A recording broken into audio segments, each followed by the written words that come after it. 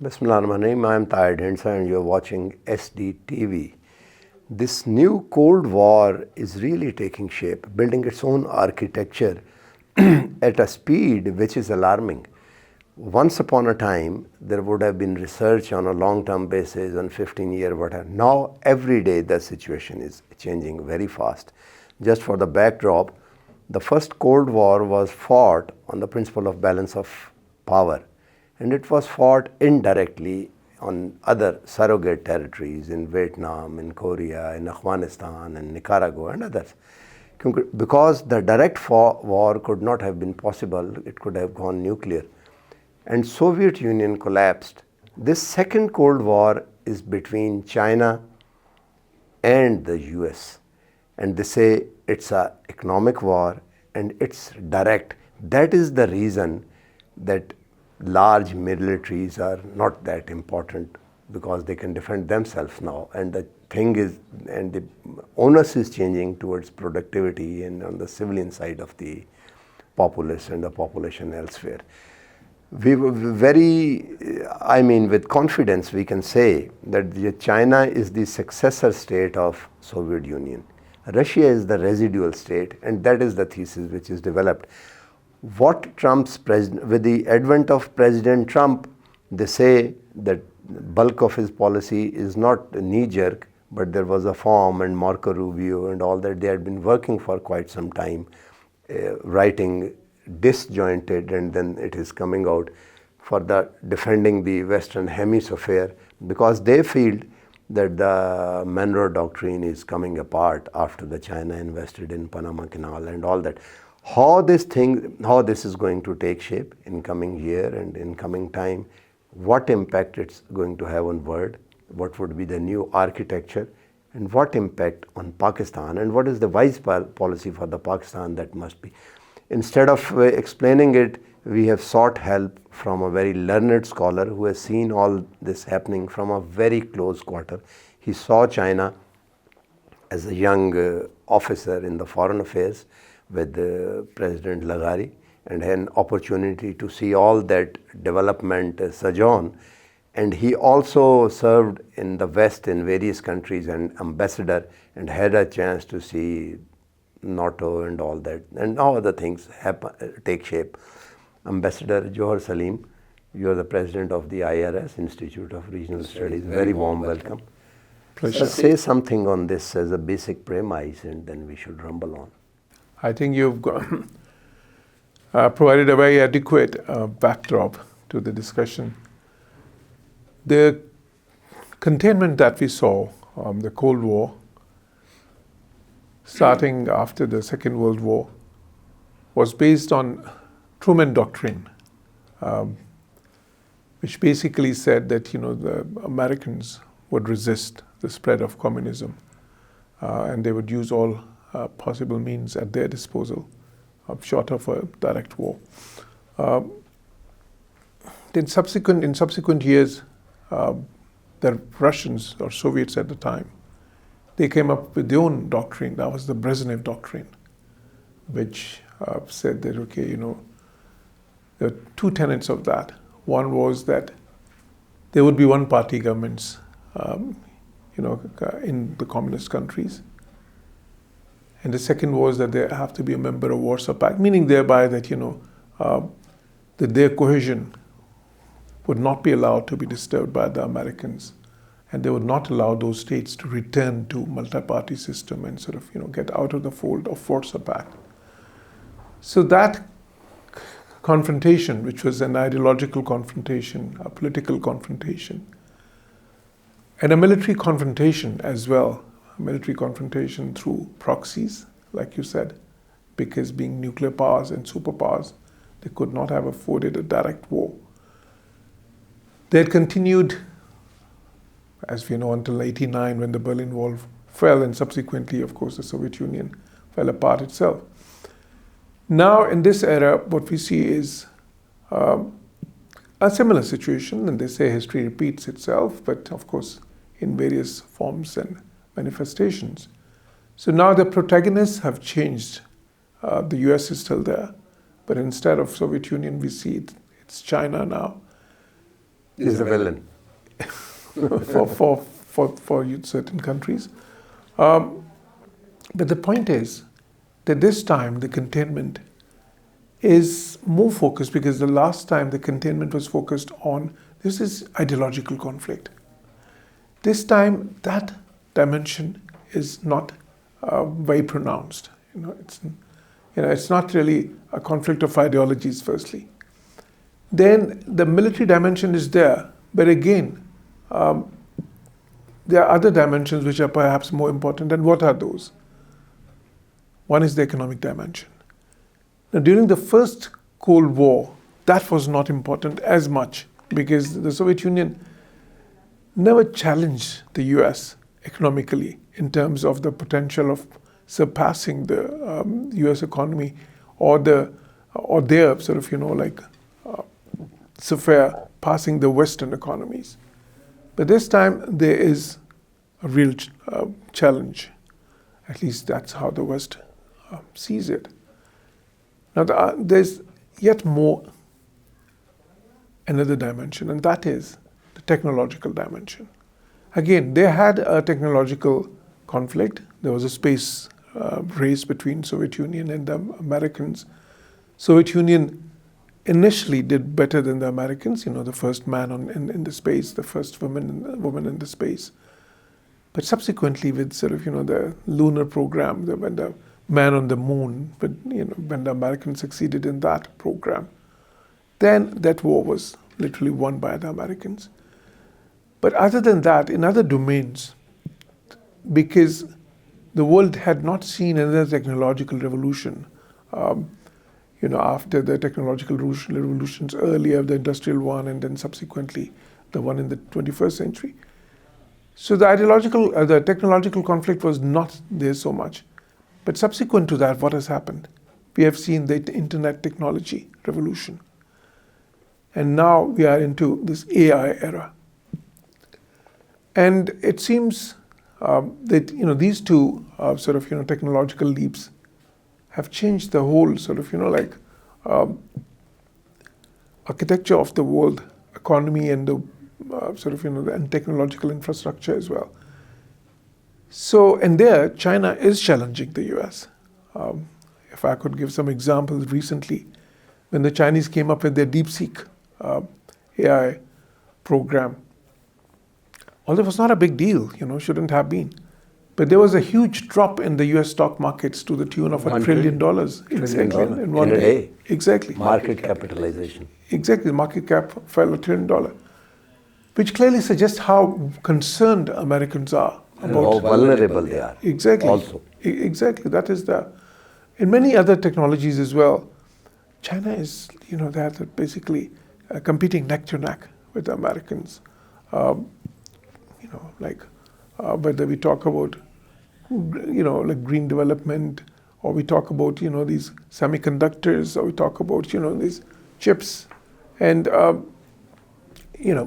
EV vehicles, all these technologies. In fact, in certain technologies, Chinese are perhaps ahead of the West now. And in others, they're lagging behind. Now, in military technology as well, they're challenging the US. Now, the difference, which used to be 20, 30 years, 40 years in terms of technological difference, has now shrunk to about 10 years. In certain technologies, perhaps 5 years. So, and Chinese have the capacity which the Soviets never had. The capacity in terms of population, in terms of how many PhDs they have, in terms of how much investment that they can make to actually surpass the US economy at some point. And that is why, in some ways, this is a more existentialist conflict. So you think so? Yeah. It is existentialist. Because in that one, the West primarily saw it as a military conflict. They did not feel that the Soviet Union, the Soviet bloc, so to speak, can replace them, as the preeminent power in the world, not just in the domain of military, but also in the domain of economy and technology. But from China, they see that type of a threat, a more holistic threat. And that is why this time, this Cold War, if we could call it that, this would be a multifaceted, multidimensional Cold War. This time, I mean, we see the containment policy again in effect, and all the alliances that you see, the so-called Indo-Pacific strategy, these organizations like Quad and AUKUS and I2U2 and so Five Eyes, these are all manifestations of sort of like the concern and the endeavors in place to slow down China's sort of If, sir, it's existentialist, as you have just said, I'm just picking on the word.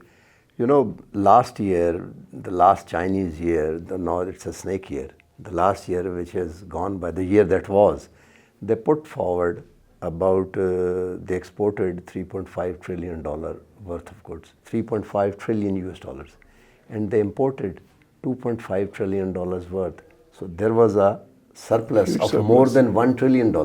Exactly. And that surplus is the deficit of the US. And so if they are coupled, the Americans talk a lot about the decoupling, but do you think it would be possible for Americans to do it in a given time, because Chinese are continent, that the window is very close? Yeah, what I see is, first of all, decoupling is in process. You see that, for instance, again, if I have to give an example, iPhones are now being made in India, along with China. They haven't really stopped all the operations there, but they've shifted, quite a bit. I know. They are also trying to shift other, sort of modes of production from China to India and other possible partners that they have. Now, that is happening.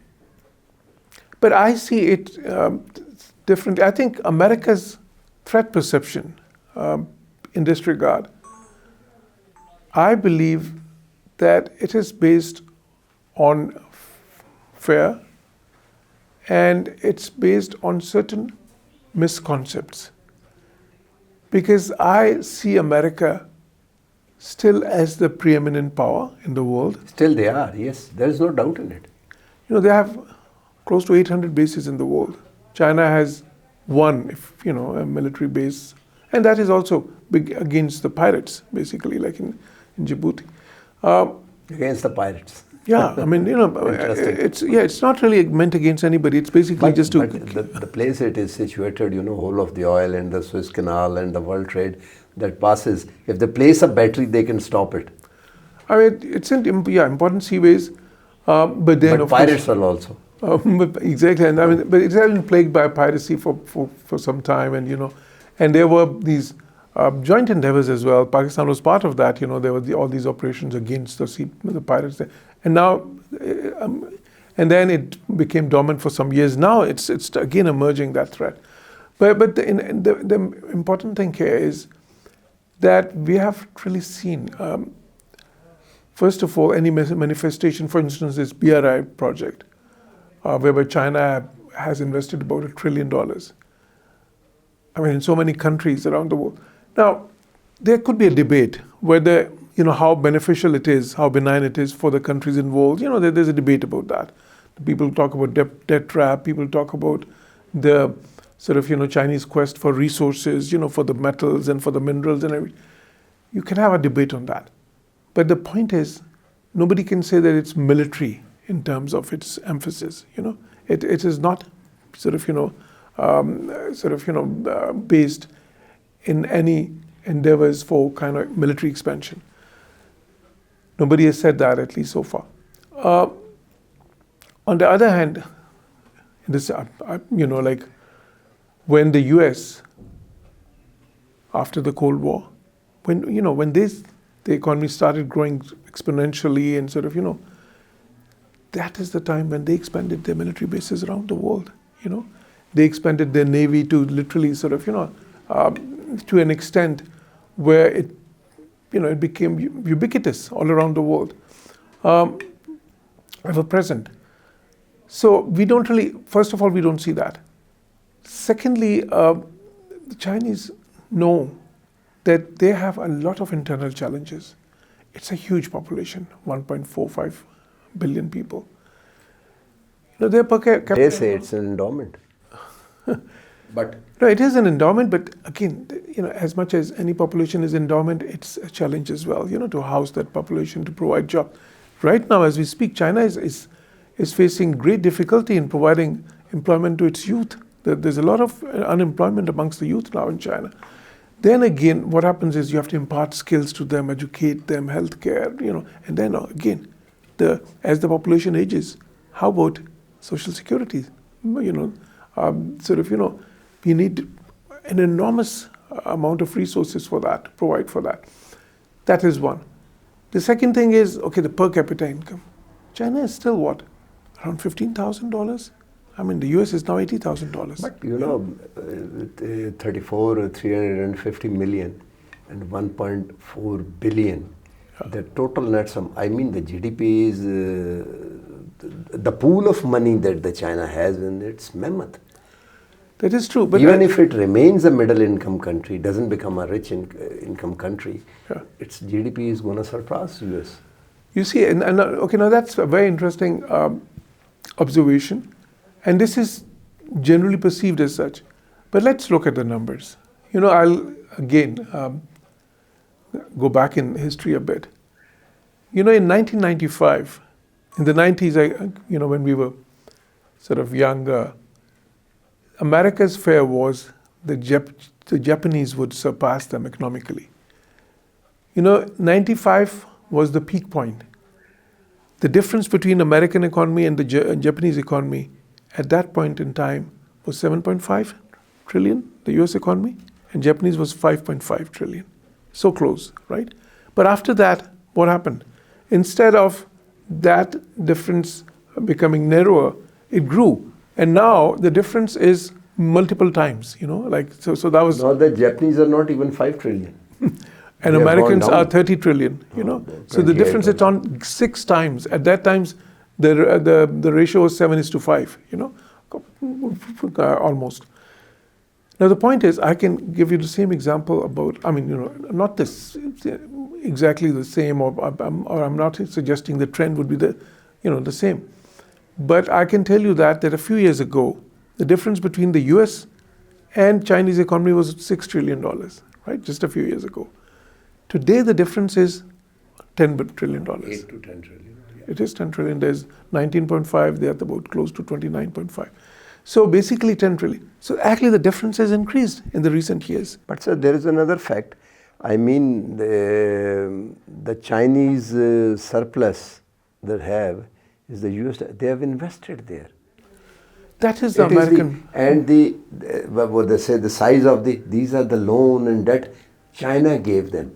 If China pulled back that $2-3 trillion loan, about $1 trillion of pure debt swap was offered and was given in the 2008 after the housing subprime mortgage, Fannie Mac and Fannie Mae and Lehman Brothers and all that. Sure. It was the China who bailed them out. Otherwise, they were close to default. Hillary Clinton personally went and requested, and they said, so that is borrowed. China is surplus. They are the owner. They don't have debt at all. Okay, let's come to that. You see, China owned a big part of US Treasury bills. Treasury bills. Federal Reserve. Exactly, issued by the Federal Reserve.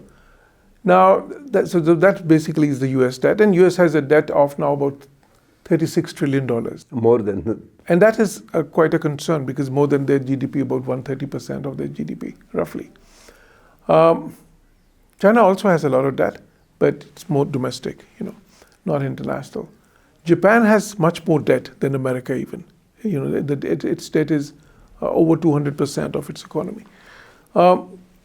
This much debt is not a good thing. Americans realize that. And that.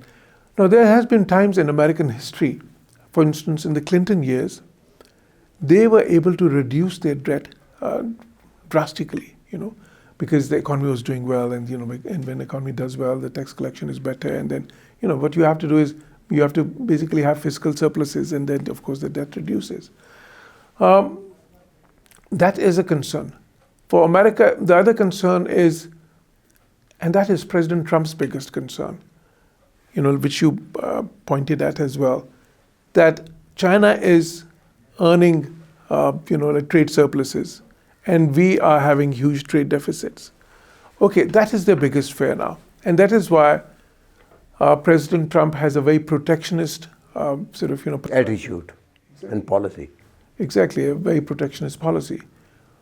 Now, I personally feel, because I'm a student of economics as well, that that is not the right attitude, because America's strength is different.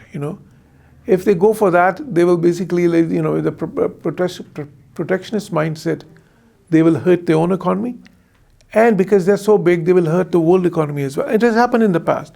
The 1930s depression happened. Why? Because America turned protectionist. In response, Europeans turned protectionist, and then there was a war, and a protectionist war. Manufacturing is mostly done outside. Yeah. And even if they shift Apple to India, where they're going to export? To the US.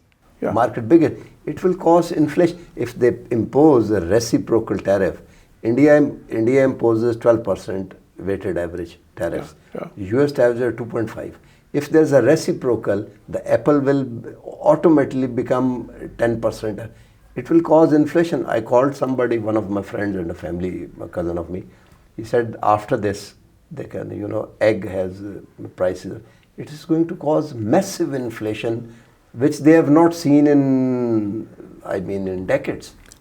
Exactly. It could cause And inflation. that can cause, it's a very strong word, but social unrest, if not civil unrest. And the interesting thing is, okay, on the one hand, it could cause inflation, but on the other hand, it could cause recession. Recession as well.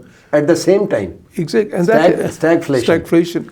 So that would be more worrying. In fact, President Trump in his recent interviews, when he was asked, do you think there's a possibility of recession? He did not exclude that. He said we are in a transition, and and sometimes you have to give some sacrifice, something like that, words to that effect. But the point is, now if you look at the Chinese, you see, what I believe is that this is the wrong approach, because these debts and deficits, they don't really matter for countries like America, who have hard currency. Dollar is still the world currency. 80% of the foreign exchange markets of the world are held in dollars. Over 80% of the world's debt is held in dollar. So even if the Americans have to issue more debt, it's not a huge problem for them, because it's literally like printing dollars. They're printing more. Exactly. America is the only country that by monetary expansion does not cause inflation. Exactly, because there's this thing in so economics. Many baskets. Yeah, we call it seigniorage. That capacity whereby because when your currency is the world currency, then you have that advantage. That is there. I think the actual important thing which Trump forgets is that Chinese, when they have to earn money, they have to produce so much, so many workers' hours, so much pollution is created and everything. And in America, one technological innovation can make all that money. For instance, when I give the example of 95, when the Japanese were left behind and the American economy just exploded, what was the reason? The reason was the Japanese were producing better cars than the Americans, better electronics, better music system, better gaming systems, everything. But they did not innovate. One program by Microsoft, which is one software, that earned more than probably all the car companies of Japan at the time, right? It was just a software. There was no product, it was just like, It was abuse of dominance. Exactly. Then they broke the company as well. Eventually. But the point is that it's innovation where the money lies, and where the economic betterment and economic development and everything. Chinese have now started understanding it. And that is why you see President Xi Jinping is now talking about this high quality growth and high quality development. And that is why this DeepSeek created such a fear. You know why? Because that suggested that the Chinese are not far behind in terms of innovation, in terms of capacity. Now they say that Harvard published a report a couple of months back. Our favorite Mashahid Hussain Sayyid referred to it. And in 100 critical technologies, Chinese are ahead in 64 of them now. So, but that is a debate. Our world is totally, it's in a mess, because our expats live with the West or on a satellite state like Saudi Arabia. In the Gulf, it's part of the West, if somebody likes it or not. So remittances come there. Our exports are GSP Plus and Europe and destination and all that. And, expat live in US and all that. The student go and all that. We speak English as well, which is a lingua franca over there.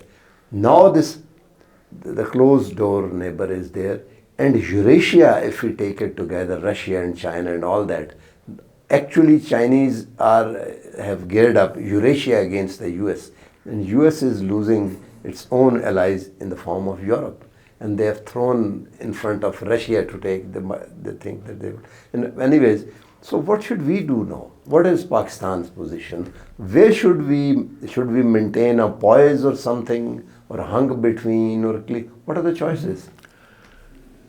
I think that's a dilemma, because as this Cold War, the new Cold War, if you can call it, as this intensifies, the countries are under pressure to take sides, right? But I think for Pakistan, look, in the last Cold War, we were on in the Western camp. Clearly. But at the same time, you know what we did? In the peak decade, in terms of the Cold War's peak, 60s, we were in the Western camp. We were in those alliances, CENTO, CETO, and all that. But at the same time, that was the decade that we started building our relations with China.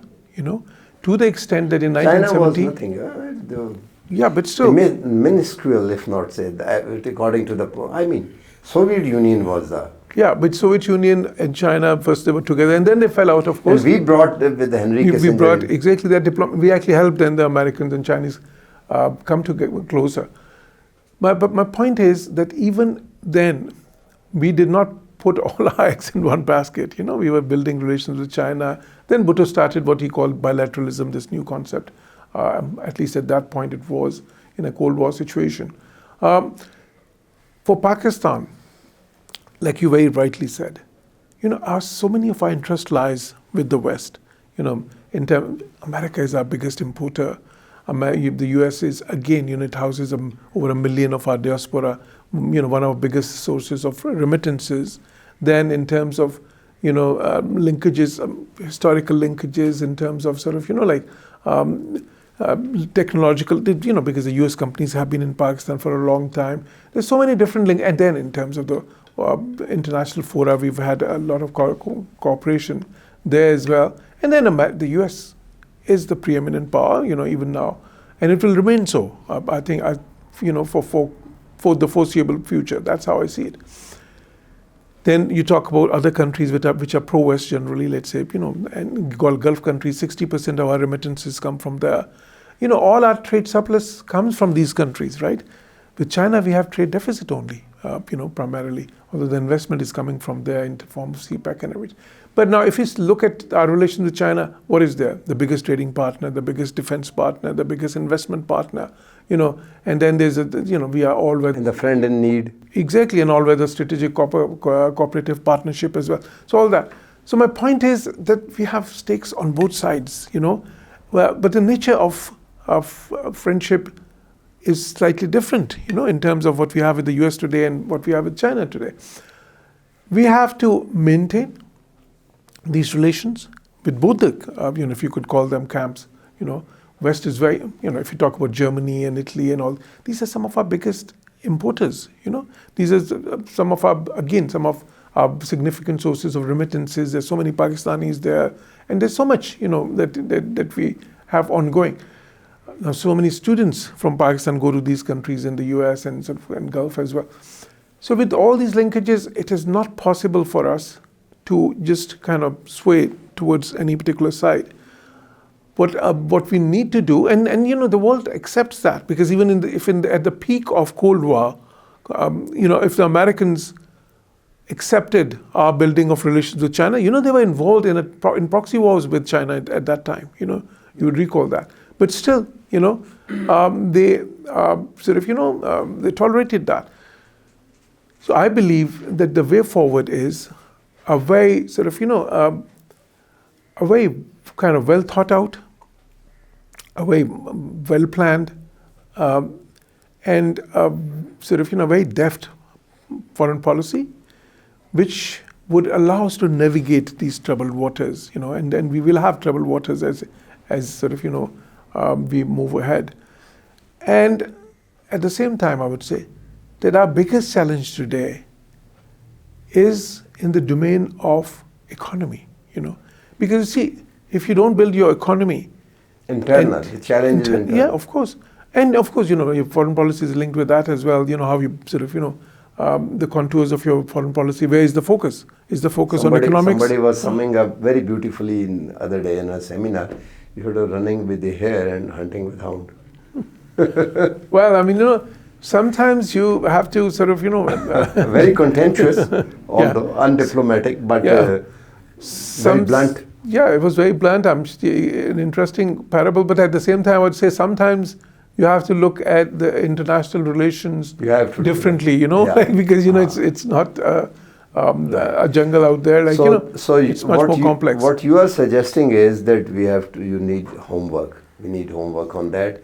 And definitely. Obviously there is no gazing of stars and we don't have any crystal ball and all that, but very prudently policy should be made, and I think Pakistan should run economy and the internal challenges supreme. Exactly. My point is that first of all there are no silver bullets available, there are no shortcuts available, I mean the path is going to be treacherous, the going would be tough, uphill. And it would be very challenging, but we have the capacity, and sort of these type of simple solutions are not there, where we have, and there are no simple choices here, What we need is a very, very deft handling. Yeah. What we need is a very dynamized, a very dynamic foreign policy. What we need is a proactive foreign policy. What we need again in terms of our attitude is sort of not a defeatist attitude. We need an attitude where sort of, can-do attitude. And that is how nations are built. And we have to be, first of all, cognizant of, and then we have to be sort of, we have to have the will to deal with the internal challenges. Because internal challenges are related, they are symbiotic, there's a symbiotic relationship between internal and external challenges. Yeah, exactly.